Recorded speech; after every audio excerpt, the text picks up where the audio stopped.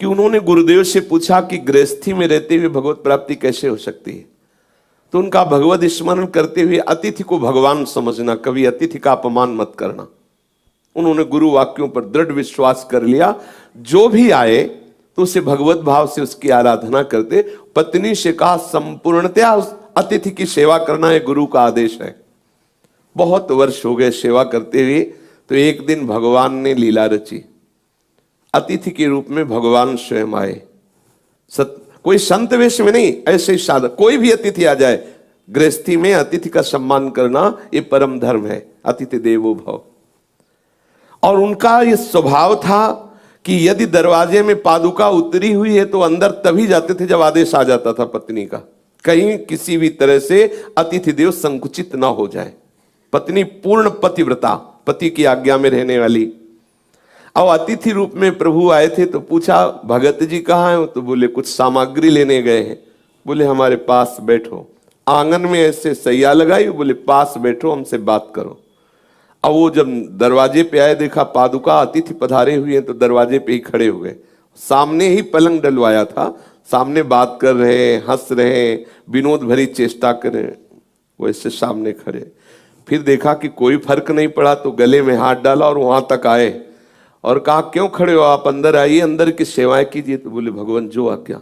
कई तरह की ऐसी बात जिसमें उनको गुस्सा आ जाए, अरे तुम अतिथि हो तो क्या ऐसा, लेकिन जब कुछ नहीं बोले तब भगवान अपने रूप में प्रकट हो गए और बोले तुमने गुरु आज्ञा का पालन करने के लिए इस तक का समर्पण कर दिया, मतलब इतनी वृत्ति तक का समर्पण कर दिया, तो वही भगवत साक्षात्कार। पर यह है बहुत कठिन बात, है बहुत कठिन। जब कोई हमारी मान्यता के प्रतिकूल हमसे आचरण करे और हम उसमें भगवत भावना करें, यह है सिद्धि बात। पर यह स्थिति भजन से आएगी, केवल बुद्धि लगाने से ले आएगी कि सब में भगवान है। थोड़ी देर के बाद बुद्धि मना कर दे कि हम नहीं मानते ऐसे भगवान, ऐसा बोलता है, ऐसा आचरण करता है, भगवान हो सकता है, ऐसा नहीं। लेकिन भजन जब करोगे, नाम जब करोगे, तो नाम से क्या होगा कि पूर्ण हृदय निर्मल, चेतो दर्पण मार्जनम, चित्त रूपी दर्पण का नाम मार्जन कर देगा। तो जैसे दर्पण में अपने को सही दिखाई देता है कि अपना रूप क्या है, जो साफ दर्पण है, ऐसे चित्त के निर्मल हो जाने पर वासुदेवा सर्व मिति, ऐसा अनुभव जब अनुभव हो जाएगा, सब में अपना श्री कृष्ण दिखाई दे रहा है, प्रीतम दिखाई दे रहा है, फिर हम वो कैसा भी बोले, कुछ भी करे, तो हमारे हृदय में द्रोह नहीं होगा, क्योंकि प्रीतम है, जिनके लिए मेरा जीवन समर्पित है वही मेरे सामने है। पर बिना भजन के नहीं हो सकता। जब तक नाम का प्रभाव हृदय में प्रकाशित नहीं होगा, तब तक ये बुद्धि ये स्वीकार थोड़ी देर करेगी, अनुकूलता में, महात्मा में कर सकती है, लेकिन दुरात्मा में नहीं कर सकती। और सर्वत्र भगवत दर्शन की कसौटी है दुरात्मा में भगवत दर्शन करना।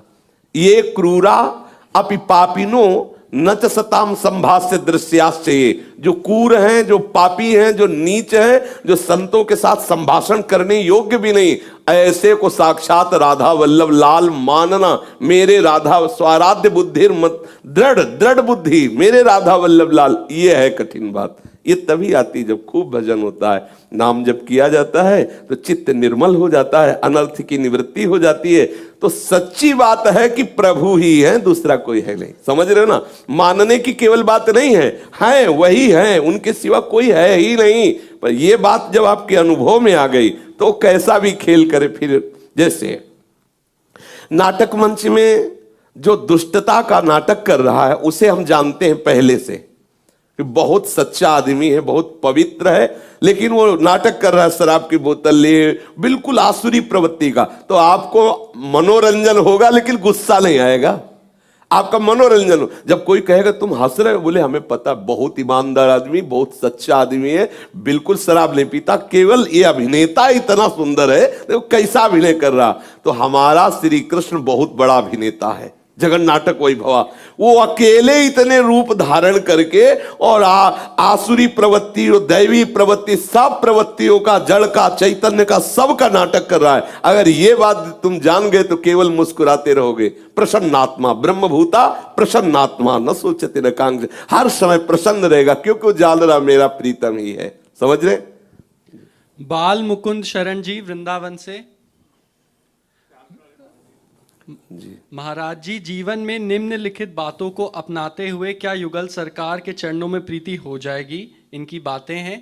हे परमात्मा, ये जो परिवार के सदस्य हैं ये मेरे कोई काम नहीं आएंगे। पारिवारिक जन ना तो परमात्मा से मिला सकते हैं, ना मेरी चिंता मिटा सकते हैं। जो भी मुझे प्राप्त होता है वो सब प्रारब्ध से मिलता है, पर जब तक ये मेरे सामने है मैं इनको अपना आपका स्वरूप समझकर दिन भर इनको प्रेम करूंगा। हाँ, बिल्कुल ठीक कर, बिल्कुल ठीक है जी। इनका यही प्रश्न था। हाँ बिल्कुल।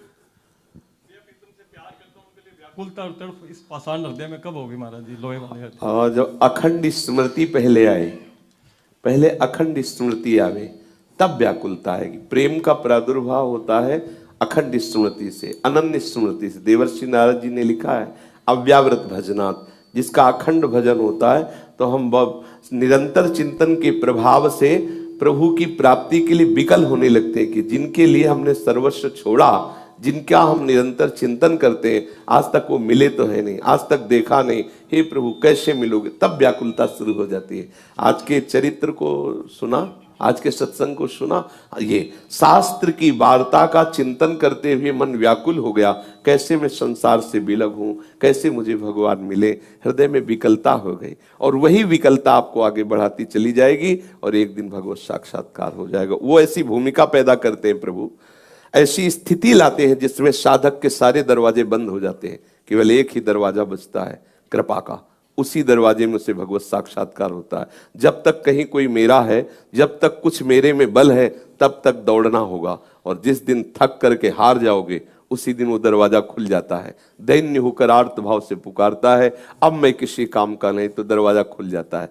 होता क्या है, कहीं ना कहीं हम कोई बल का आश्रय रखते हैं। जैसे द्रौपदी जी, भगवान वहीं थे, उन्हीं में थे, तब तक वो प्रकाशित नहीं हुए जब तक थोड़ा भी बल रखा। जब अपने दांतों का भी बल छोड़ दिया एकदम भगवदास, तो वहीं वस्त्र रूप से प्रकाशित हो गए। प्रभु प्रिया प्रीतम अपने साथ ही है, अपने पास ही है, पर जब तक कोई बल है, जब तक कोई अन्य आश्रय है, तब तक वो छुपे रहते। और जिस समय वही ऐसी स्थिति पैदा करते हैं कि सब अन्य आश्रय ढक जाते हैं, एक ही दरवाजा रहता है, हे कृपा सिंधु। आर्त भाव से जब पुकारते हैं तो पक्का समझो, ये मत मानना कि प्रभु केवल ध्यान में आते हैं, जैसे हम और आप, ऐसे भगवत साक्षात्कार होता है। करुणामय किशोरी, करुणामय किशोर जो उसके लेकिन ये वही कर सकता है जिसे वो कराना चाहते हैं। सभा में किसी एक को दर्शन देना चाहे तो वही भरपूर दर्शन करेगा, उसकी दृष्टि में सभा नहीं, कोई देख नहीं सकता, कोई सुन नहीं सकता उनकी बात। जितने को सुनाना चाहेंगे उतने सुन पाएगा, जितने को दिखाना चाहेंगे उतने। ऐसे ही जैसे हम आप वार्ता करते हैं, ऐसे ऐसे केवल एक क्षण के लिए नहीं, निरंतर के लिए प्रिया प्रीतम साथ रख लेते हैं। शरीर चाहे जहां रहे, चित्त वृत्ति से वो उन्हीं के समीप रहता है, भाव देश से वो सदैव उन्हीं के समीप रहता है। इसलिए निरंतर भजन करते हुए जो जो हमें सावधानियां बरतनी है, जो जैसे आज के सत्संग में था, वो हम सावधानियां रखें तो हमारे हृदय में व्याकुलता आ जाएगी। और वही देंगे, वो ऐसी परिस्थिति दे देते हैं कि उसमें बुद्धि नहीं लगानी पड़ती, वो रास्ता ही केवल उतना ही बचता है, प्रभु की तरफ आर्त भाव से पुकारना। वो परिस्थिति देते हैं। अगर गजेंद्र को कोई समझाता तो थोड़ी समझ पाता, लेकिन परिस्थिति दे दी, अब एक ही उपाय रह गया, हरि शरणम। ऐसे हरि परिस्थिति दे देते हैं, आसपास से सब दरवाजे बंद कर देते हैं, केवल अपना दरवाजा खुला रखते हैं, वो जीव भागता है, प्रभु की शरण में हो जाता है। भरत सहारनपुर से, गुरुजी आपके चरणों में कोटि कोटि नमन। महाराज जी, हमें एक दिन में कितनी बार माला करनी चाहिए और कितनी माला करनी चाहिए, कृपया हमारी माला प्रसादी कर दीजिए। अच्छा, आप कितनी माला कर लेते हैं?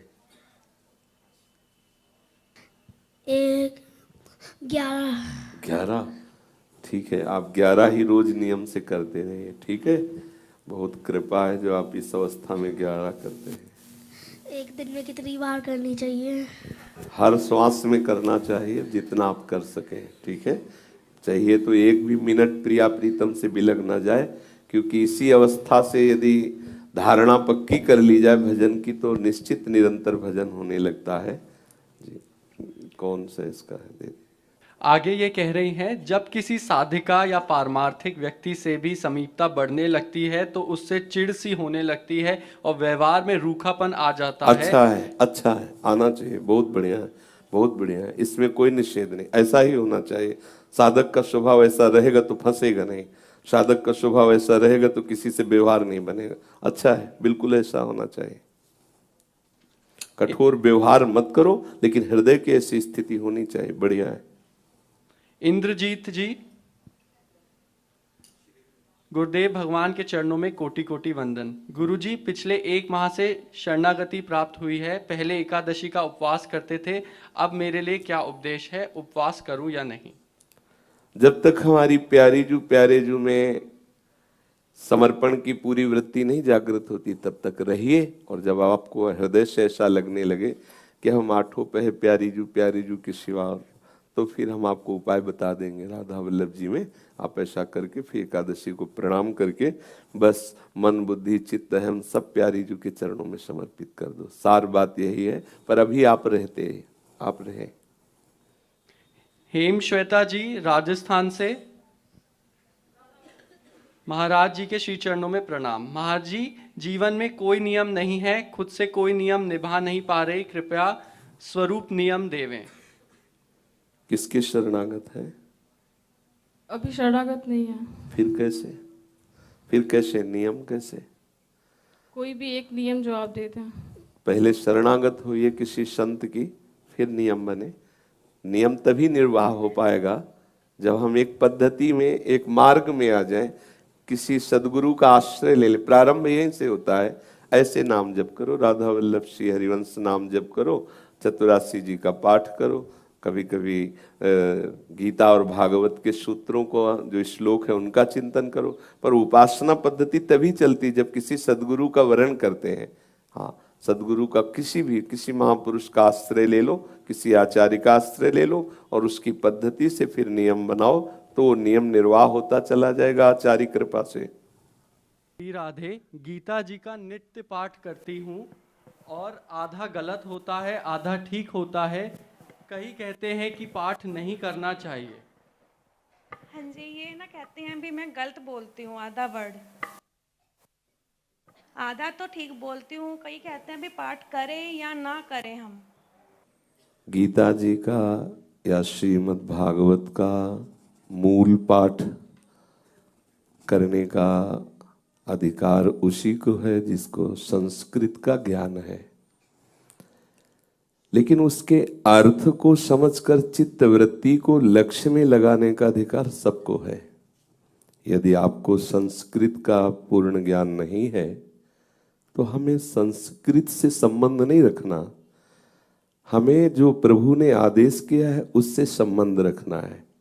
जैसे कोई गीता का सम्यक रूप से पूरा 18 अध्याय संस्कृत से पाठ करता है, पर गीता का जो आंतरिक लक्ष्य है भगवत शरणागति, समस्त द्वंद्वों से मुक्त होकर भगवत साक्षात्कार करने की चेष्टा, अगर वो नहीं है तो गीता पाठ का उसको सुकृत क्या चाहिए? क्या मिला सुकृत?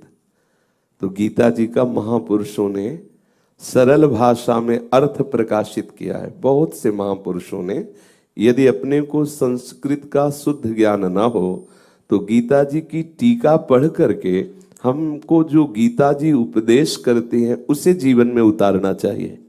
हिंदी का भी अनुवाद गलत हो जाता है तो महापुरुषों के द्वारा जो उपदेश किए गए हैं उनको श्रवण करो। जरूरी नहीं है कि पढ़ा लिखा हो तभी भगवत प्राप्ति हो सकती है, बिल्कुल ना पढ़ा हो तो भी हम महापुरुषों के वचन श्रवण करके अपने जीव स्वाभाविक ज्ञान स्वरूप है। यदि हम भगवत प्रेमी महात्माओं के वचन श्रवण करें तो हमारे हृदय में ज्ञान स्वरूप सदगुरुदेव अपने आप वो रास्ता दे देंगे जिससे हमें भगवत प्राप्ति होगी।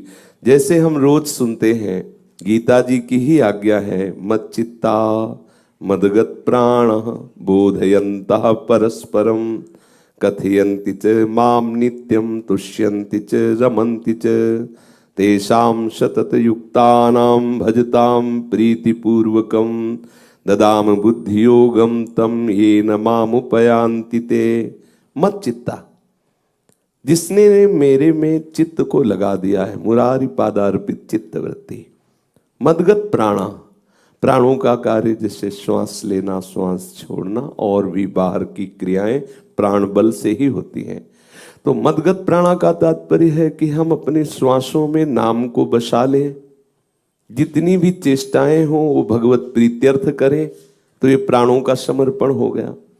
और परस्पर बैठ करके अपने प्रभु के नाम की महिमा, प्रभु के रूप की महिमा, प्रभु के लीला गुणों की महिमा करें, गाएं, सुने, उसी में रमण करें, उसी में हम संतुष्ट रहें कि हमारे पास परम धन प्रभु की चर्चा है, प्रभु की लीला कथा है, और सतत प्रभु का नाम स्मरण करें तो प्रभु हमारे बुद्धि को समता से युक्त कर देते हैं। जैसे आज के सत्संग में सुना, जनाबाई जी कहते हैं, नामदेव जी की दासता से हमारे हृदय में ऐसी महामहिमा में स्थिति आ गई कि जैसे बायां हाथ अपना ऐसे ही दाहिना हाथ अपना, चाहे कोई प्रतिकूलता करे तो भगवत स्वरूप और अनुकूलता करे तो भगवत स्वरूप। अनुकूलता में कोई राग नहीं, प्रतिकूलता में कोई द्वेष नहीं, आ गया।